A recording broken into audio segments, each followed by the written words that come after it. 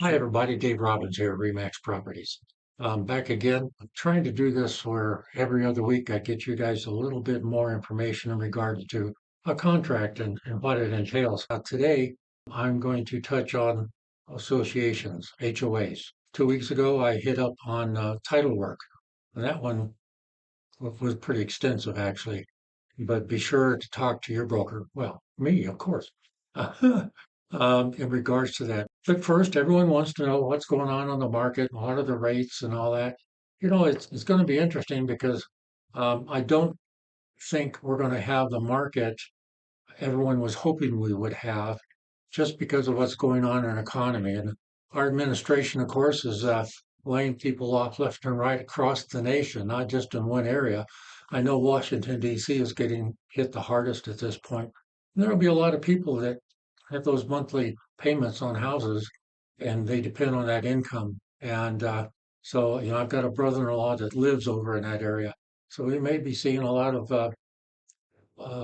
homes on the market out there, but also across our nation, just because of the transition that's going on and getting rid of, tightening the belt, getting rid of a lot of waste, I guess is the best way to put it. So, should be interesting year. As for rates going right now, 6.625 is your conventional. That's a good rate. There are other lenders out there. There's several different lenders, obviously. Some of them are charging as much as 7%. When I first bought my house when I came back from Vietnam, it was 18%. And, that's just the way it was. Remember this, if you decide to buy or find a house and just buy the house, if you can qualify, of course, that always makes a difference. But always know you can always refinance at a lower rate when the rates go down. But what if rates continue to go up and you're stuck, or not stuck, but now you're at that lower rate? You're a winner. So either way, you could be a winner. Buy the house that you really like. Okay. And if you're selling a house, you may want to think about doing that before the economy, if things change, like I was just mentioning a while ago, across the nation with a lot of people having to find new employment and maybe having to get rid of their house and you have an opportunity to buy something there too. So anyway, 6.625 is conventional. Your FHAs are going to be less than that.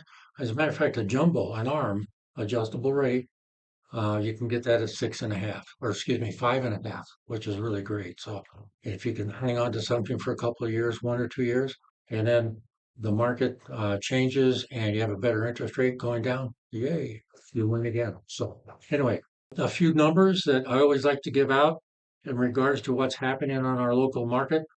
Listings, we're up 59 from 4 days ago. 39. Can't read my small print. 39 listings. So we're at a total of 2,950. Now, that includes everything, condos, townhomes, all of it, and even some commercial that's mixed up in there. If you narrow it down to single family homes that are currently on the market through our whole MLS database, the front range as we call it, there's the 2,441. And again, that's 39 above what it was 4 days ago. When you narrow it down to El Paso County, we're at 1,726 homes, single family. This is single family homes. So now we're down 14 from what we were on Tuesday. Things are getting sold. Single family homes in Colorado Springs, 1,268, which is actually up 3 homes from 4 days ago. New listings, brand new listings, were up 14 at 300. Decreased properties that came on the market or on the market and people have dropped it. 359. I just checked that 10 minutes ago. 359 homes on the market have dropped their price. Competition is getting out there. And here's something else too. If you're selling your house, make sure it's in good shape. Clean up the yard, stage it. If you can hire somebody for staging, makes all the difference in the world. You'll get 10 to 30% better return on your home, on your dollar by doing that. So I think that's well worth it. Pending. So homes that went under contract in the last few days, last 4 days, we're looking at 177, and then properties that have closed in the last week, 206. So Again, the market is not dead. It's moving, and the further into spring we get, starting next month, I really expect that we're going to see an increase in our activity out there. So today's topic, Homeowners Association. HOA dues. Oh boy, some people like HOAs, some do not. Some people do not want to have an agency that's controlling them and their house and the way they live. The only problem with on the other side of the coin is you may have a neighbor that decides he wants to put his old dishwasher or out in the driveway or next to it and let the weeds grow, rent it out, have a car without an engine sitting out there on the blocks. I've seen that. It's pretty ugly. Of course, then they may want to paint their house bright canary yellow. And I've seen that too. It's pretty ugly. HOA, not so much. There's conditions that are going along with that. Obviously, you're agreeing to make payments to the HOA. Every HOA has different amenities that go along with that.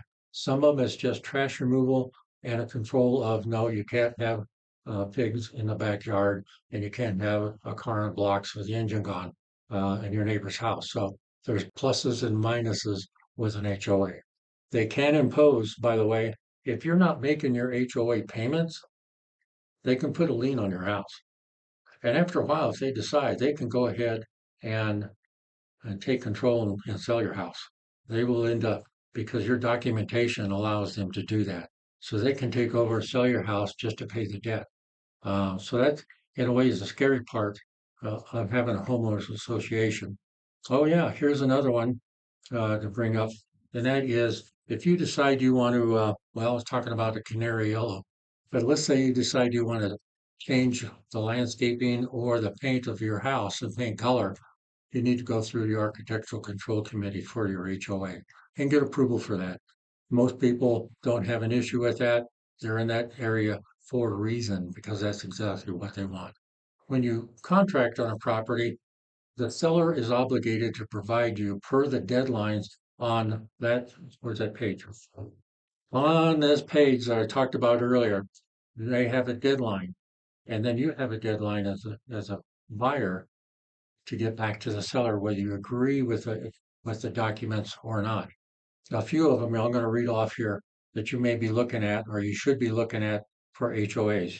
Obviously, you have your articles of incorporation, your bylaws, your articles of organization, operating agreement, rules and regulations, any party wall agreements in case you are a townhome with an adjacent unit next door, minutes, the annual minutes to the meeting, you will also be wanting to get, let's see here, let me get down here, a balance sheet, annual most recent balance sheet, the annual and most recent income and expenditure statements. It's a lot to look over, but that is something that the seller has to give you as well as the annual budget and any reserves that go along with that. Because I know that we have some parts on the east side of town where there are funds that it obligates the seller to put into a reserve, or the buyer, one of you gets to do that depending on how you negotiate the contract. That goes into reserves for any kind of repairs or improvements within the community. When you have if you're in a townhome association or condo association, the thing you want to be looking at is if there's an assessment coming up, roof replacement scenario, for instance, because it wouldn't be just for your roof, it's for the whole community. So you have money that you got to put aside for that. So you need to negotiate that out up front before you move on with the contract. That's really important. Here's something else that's important too on the townhome associations as well, and that's insurance. Some complexes are not able to get insurance coverage. Insurance companies just won't do it. So hunt that down, investigate it before you even write a contract. Again, it gets pretty in depth on your HOAs. Be sure and talk to your broker. Obviously, I'd like that to be me if you decide to do that. That's what I have been doing for 38 years. I always like to throw in one or two items. You know, we've had some unruly cold weather this year. So much for global warming. We've had a lot of sub-zero and single-digit nights. And I last week or 2 weeks ago, I mentioned open the cabinet doors underneath all your sinks. at night. Just leave them open because you got to get that heat in there so your pipes don't freeze and you have a plumbing issue. Because if they freeze up and then, and I've already had one do this, and then it warms up in a day or two, and then those pipes thaw out, then you have a flooding of water, pipes blessed. Not a good idea. So I don't care if your house is new or old, open the cabinet doors. Just save yourself the headache and the worry. Don't worry about it. Something else is, and I'll throw this one in, and that's in regards to the water heater itself. You know, here's 10 items that you might look out for. Now, water heaters, depending on whether it's a waterless tank or I've got a tank style myself, they usually last 12, maybe 13 years max, and they just quit. But things to look out for in regards to the water heaters. And I had that written down. Oh, here it is, at the wrong sheet. Um, yeah, the tank style, 12 to 13 years or max on those. So always prepare, set money aside on an escrow or whatever for that. Tankless water heaters can last up to as long as 20 years. That's nice. Insufficient water, that's something to look at. So if you don't are not getting enough water, heat, good hot water, look for malfunctioning thermostat, sediment buildup, and you take care of that by just draining it out. I hate to think about that, but if you have a 40, 50 gallon water heater, it's like, do I really need to drain all that out? Because it just goes down the tube. Ah, but that's another way of doing it. And then you might have a failing heat element as well. Increased energy bill. So if your energy bill starts creeping up and you just can't figure out why, it might be because your water heater is about had the schnitzel, and so it's going to go. So you may have that checked out. Obviously, rusty or discolored hot water, flush the tank, replace the anode rod that's in there as well. Or, of course, you might see heavy corrosion, which can lead to leaks as well. Um, Number 5, inconsistent water temperature. It may be hot at one moment and then all of a sudden it just kind of gets cooled off.